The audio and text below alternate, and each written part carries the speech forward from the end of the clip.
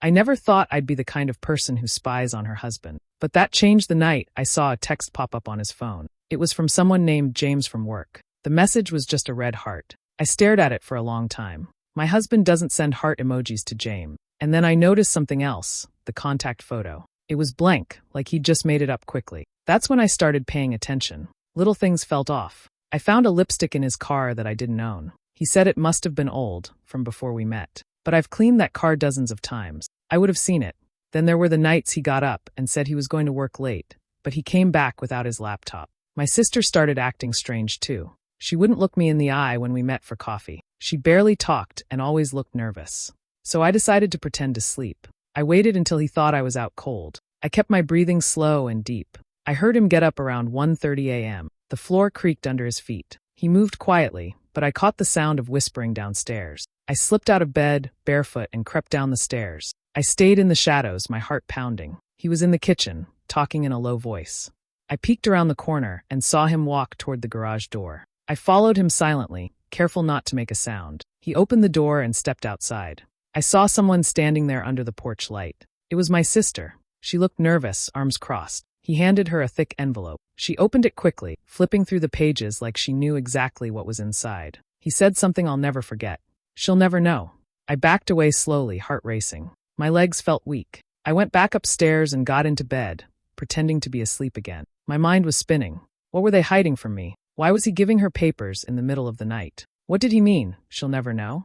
I stayed awake the rest of the night, staring at the ceiling. Everything I thought I knew about my marriage, about my sister, felt like a lie. I wasn't sure what I had just seen, but I knew one thing for sure.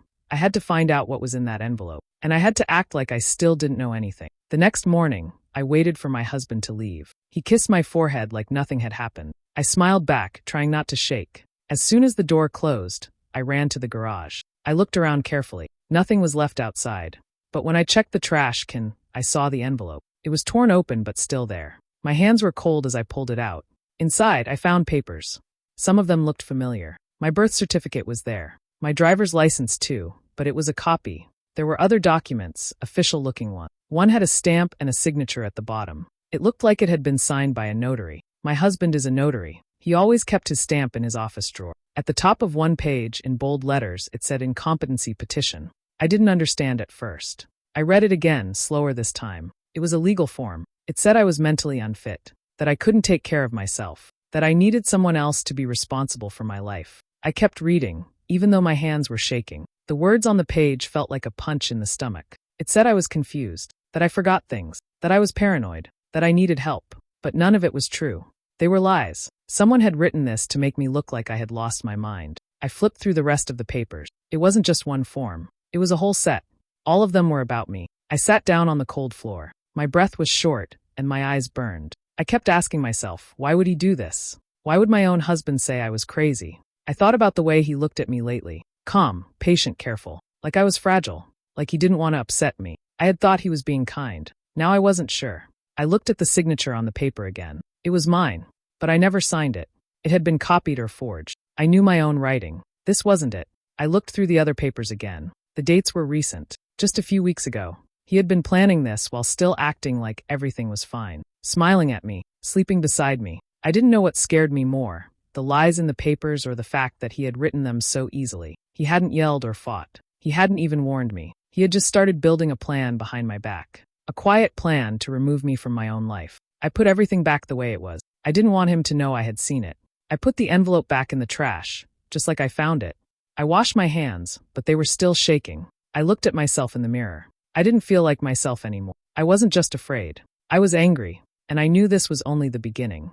I didn't know how to look at my sister anymore. I kept thinking about the night I saw her outside with my husband. I couldn't forget how he gave her that envelope, how they spoke in whispers. I couldn't stop thinking about the papers I found inside it. None of it made sense, and I needed answers. But I couldn't just ask her directly. I had to be careful, so I invited her over. I made coffee like nothing was wrong. She came, acting normal, but her eyes didn't meet mine. She looked around a lot, fidgeted with her sleeves, kept her phone close. I watched her closely. I asked her small things, pretending to be casual. I said I'd been feeling weird lately, like things were off. I asked if she'd noticed anything. Her hands froze for a second. She gave a small, fake smile and said no. Then I looked her in the eye and asked, "Is there something you're not telling me?" She blinked fast, her mouth opened, then closed. "It's not what you think," she said quickly. Her voice was quiet. I waited for her to explain, but she didn't. I asked her again, softer this time. She just shook her head and said she had to go. She left the coffee on the table, barely touched. After she left, I went into the attic. I hadn't been up there in years. There were boxes full of old pictures and papers from when we were kids. I sat on the floor, looking through them. There were pictures of us together, laughing, hugging, dressed up for school events. I stared at one where we were holding hands in front of our childhood. I tried to remember how close we used to be. But then I remembered the way she looked at me lately. Distant, nervous, like she was hiding something. I thought back on the last year. She had started calling less. She always had a reason to avoid family dinners. Now I wondered if all those reasons were lies. Then I found a folder. Inside it were some old documents about the land our father left us. When he passed, he had made it clear in his will, the land was mine. He trusted me to keep it safe. He said I was the one who would protect it. My sister hadn't been happy about it at the time, but she never said much. I took out the will and read it again. I had a copy saved. As I read the words, something clicked in my mind. What if this was about the land all along? I looked around the room and thought about everything. My husband knew how much the land meant to me. He always asked about it, even though he said he didn't care about owning property. He said it was just old dirt. But now I saw it differently. What if they were working together? What if they wanted the land? If I was declared unfit, they could take control of the house, the land, everything. The thought made my stomach twist. I remembered the legal paper I saw in the envelope, the lies written about my mental state. Now it all made sense. My sister and my husband wanted the same thing, and I was in their way. They weren't just turning on me. They were trying to erase me. I sat there for a long time, holding the will in my hands. The truth was heavy, but I didn't cry. I couldn't. I was too stunned, too numb. I looked at the photo again. 2 little girls, smiling at the camera. I didn't know who that girl beside me was anymore. But now I knew what I had to do. I couldn't trust anyone, not even my own blood. Things started to feel strange around the house. At first, it was small. My keys weren't where I left them. I always put them in the same bowl by the door, but one morning they were missing. I looked everywhere. Later, I found them in the fridge. I didn't put them there. I was sure of it.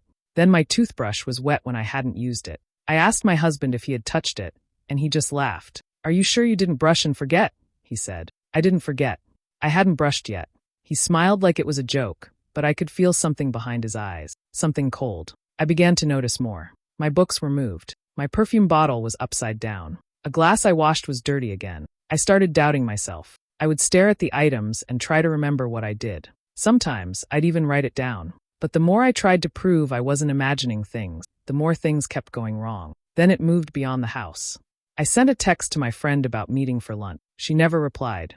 I asked her days later, and she looked confused. "I never got that text," she said. I checked my phone. It showed it had been sent. I opened my email and noticed something strange. Some messages I clearly remembered writing were gone. Others were marked as read when I hadn't opened them. I tried to book a session with my therapist. I had seen her every 2 weeks for over a year. But this time she messaged me and said, "I hope everything's okay. I got your cancellation notice."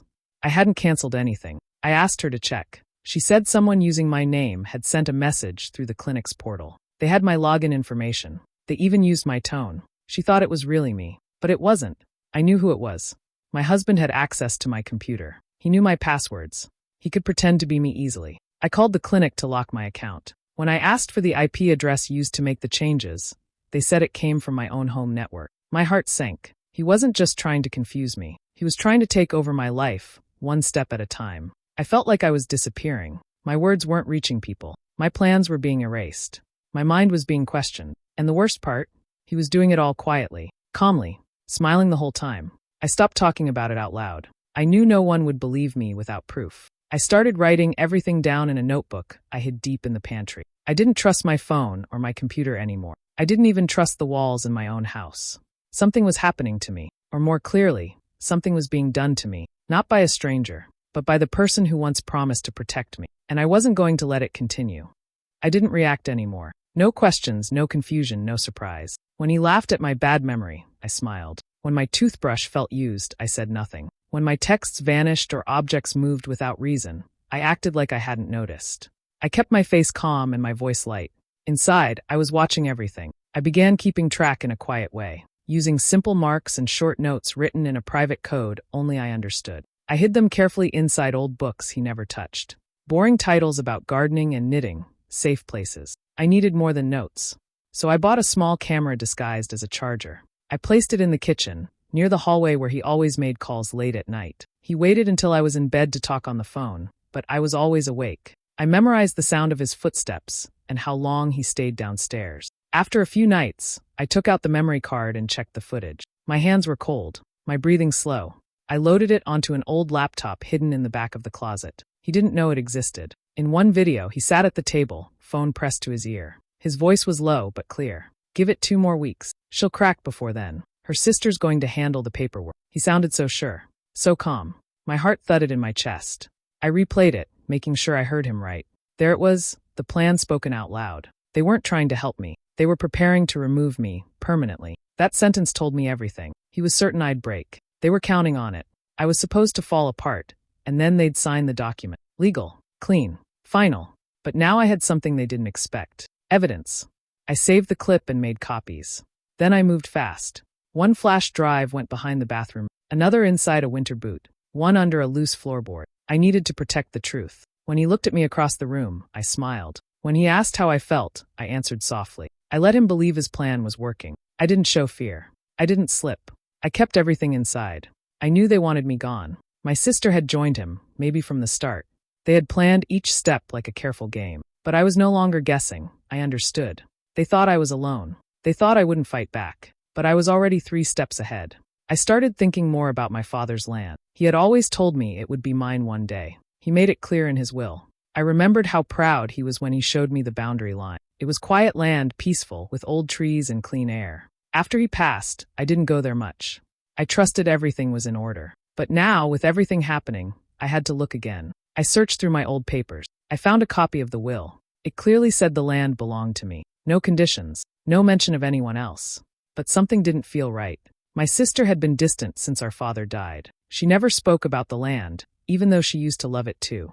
That silence made me curious. I visited the county office and asked to see any recent activity on the property. The clerk printed a file and handed it to me. As I read through it, my hand started to shake. There was a petition from 3 months ago. My sister had filed something against the will. Then, just 2 weeks later, a signed letter appeared saying she dropped the claim. The signature on that letter was mine, but I never signed it.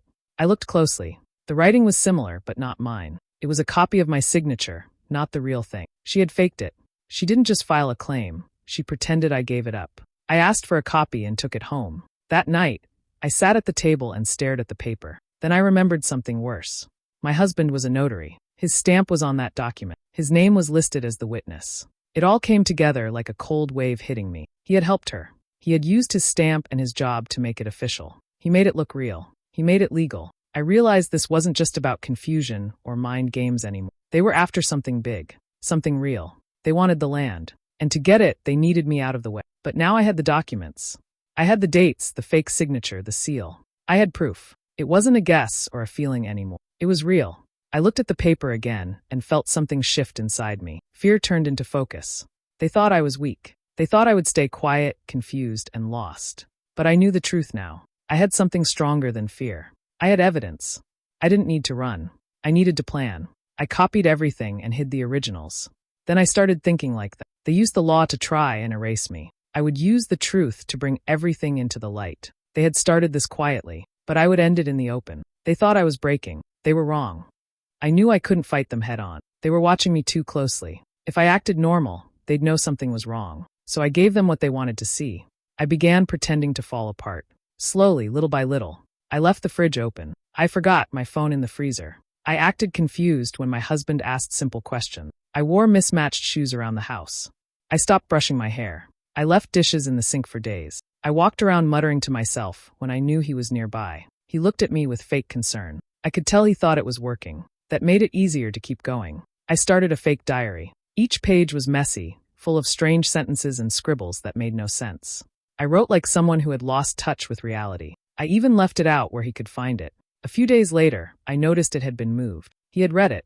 I smiled quietly. That's exactly what I wanted. My sister came over more often. She brought me tea, blankets, and soft music. She acted sweet, but her eyes were cold. They both looked at me like I was broken glass. I played along. I thanked them too much. I repeated myself on purpose. I asked the same questions twice.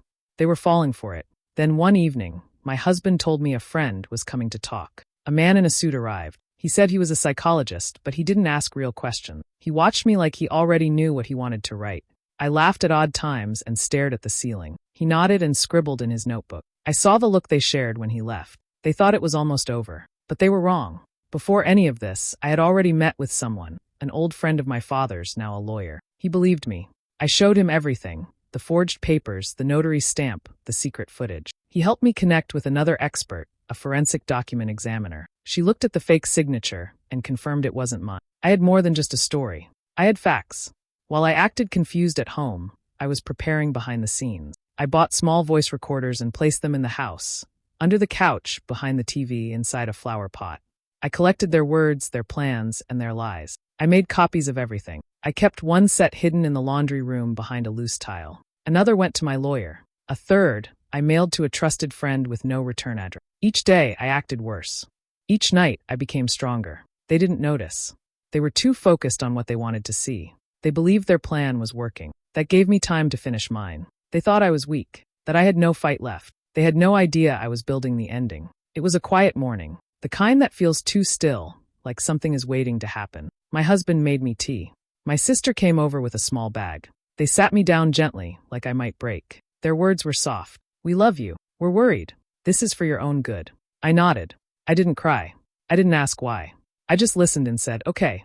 That surprised them. I could see it on their faces. They expected a fight, some shouting, maybe panic. But I gave them peace. Calm. I smiled as I packed a small bag they had already prepared for me. Toothbrush. Pajamas. A book I never planned to read. I even hugged them both. We got into the car. The ride was quiet. My sister drove. My husband sat beside me, checking his phone. I stared out the window like I wasn't thinking. But every second, my mind was counting down. When we reached the facility, it looked clean and cold. A nurse stood by the door with a clipboard. My husband walked ahead, ready to hand her the papers. My sister stayed close, watching me like a hawk. Then, right before he could speak, another car pulled up. My lawyer stepped out, holding a thick folder. 2 police officers followed him. They walked straight toward us. My husband froze. "Actually," my lawyer said loud and clear, "it's not her who's checking in today."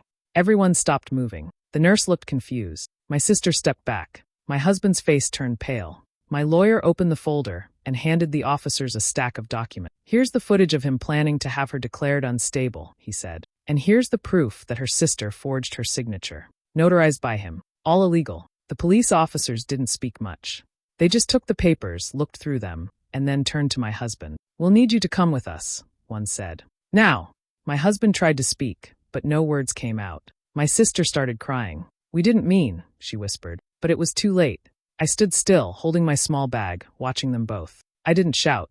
I didn't smile either. I just watched as the plan they had built around me fell apart in front of them. The officers took my husband's phone, placed him in the back of their car, and drove away. My sister stayed behind, shaking. The nurse stepped inside quickly, avoiding everyone's eye. I looked at my lawyer and nodded. He placed a gentle hand on my shoulder and said, "You're safe now." The papers they had prepared were worthless. The fake reports, the secret calls, the lies, they were all out in the open. I had played along just long enough to make them confident. Confident enough to make a mistake they couldn't undo. They thought I'd walk through those doors and never come back. But instead, they were the ones who lost everything. And I was finally free. The truth didn't stay quiet for long. After the police took my husband, things moved quickly. The evidence was strong. The documents were real. The video and audio recordings spoke louder than any words I could have said. There was no way to deny what they had done. He was charged with forgery, fraud, and planning to take away my rights by using lies. The fact that he was a notary made it worse. He had used his position to stamp fake documents, to make it all look legal. But it wasn't legal. It was a crime. A serious one. My sister tried to say she didn't know everything. She acted like she was just following his lead. But it didn't matter. Her signature was on too many papers. Her visits were too regular. She was part of it. And she was a nurse. Nurses are trusted with people's health and safety. When the truth came out, she lost that trust. Her license was taken away. She could no longer work in hospitals or care for anyone. The story didn't stay hidden. I made sure of that. I shared everything with the right people. I gave copies of the documents and videos to a local reporter. I sat down with her and told my side. I didn't cry. I didn't shout. I just told the story clearly the way it happened. From the late-night whispers to the fake papers. From the lies to the trap I had to set. The news story came out 2 days later. It spread fast. People in town were shocked. Some had known my husband. They thought he was kind and smart. They didn't know what he had been planning behind closed doors. Others had worked with my sister. They trusted her. Now they looked at her with new eyes. I walked into a grocery store the next week. A woman I didn't know stopped me and said, "You're brave." Another man nodded at me and said, "I saw your story." People I had never spoken to started calling me strong. But I didn't feel strong. I had been scared. I had been careful. I had almost lost everything. Still, I was proud I didn't let them win. They tried to break me from the inside. They wanted to take my name, my mind, my land, my life. But I didn't break. One reporter asked me, "What would you say to them now?" I looked at the camera and said, "They wanted my mind. I gave them a nightmare instead." That line made it into the newspaper. It was printed in bold at the top of the page. It wasn't just a story anymore. It was a warning. No one saw it coming. That made it more powerful. And I was finally done hiding. The house feels different now. Quiet, peaceful. The kind of silence that doesn't scare me anymore. I live here alone. Just me and the land my father left behind. For a while, I didn't know what to do with it. It held so many bad memories, but I didn't want to leave. I didn't want to give them the power to chase me away. So I stayed. And I built something new. I turned the place into a safe space. A home for women who had lived through things like I had. Not everyone gets believed. Not everyone gets a second chance. I wanted to give them that. The house became a retreat, a place to rest, to heal, and to start again. Slowly, women began to come. Some stayed a few weeks, some longer. We shared meals, planted flowers, and told quiet stories. There was no pressure, just kindness. It felt right, like this land was finally being used for good. My father would have liked that. I spent my days in the garden, my hands in the dirt. I grew herbs, tomatoes, and lavender. I built raised beds from old wood. It helped me feel strong again, building something with my own hands. At night, I sat on the porch with tea and watched the stars. No more fear. No more whispering in the dark. Just calm. Then one day, a letter came. There was no return address. Just my name. Inside was a postcard. The picture on the front was of a quiet road. On the back, just one sentence, written in careful letters. "Still pretending to sleep?" That was all. No name, no apology. But I knew who it was from. I could hear his voice in the words. He was still trying to get in my head, even from prison. Still playing games. I stood for a moment, holding the card between my fingers. The paper was thin, cheap. The ink was a little smudged. I stared at it, then walked out to the fire pit behind the garden. I didn't rush. I placed it in the center, lit a match, and watched it burn. The flames were small but bright. The paper curled in seconds. Ash drifted up into the sky. I didn't feel angry. I didn't feel scared. I just felt done. He had tried to erase me. They both did. But I was still here. Breathing, planting, growing. I wasn't pretending to sleep anymore. I dusted off my hands, picked up my watering can, and went back to the garden. When life tries to erase you, rewrite the ending. Share this story with someone who needs to remember their strength. True power doesn't scream. It watches, it waits, and it rises. Just like she did. Don't forget to like, comment your thoughts, and follow for more real stories that expose the dark and celebrate the comeback. Because survival isn't the end. It's the beginning.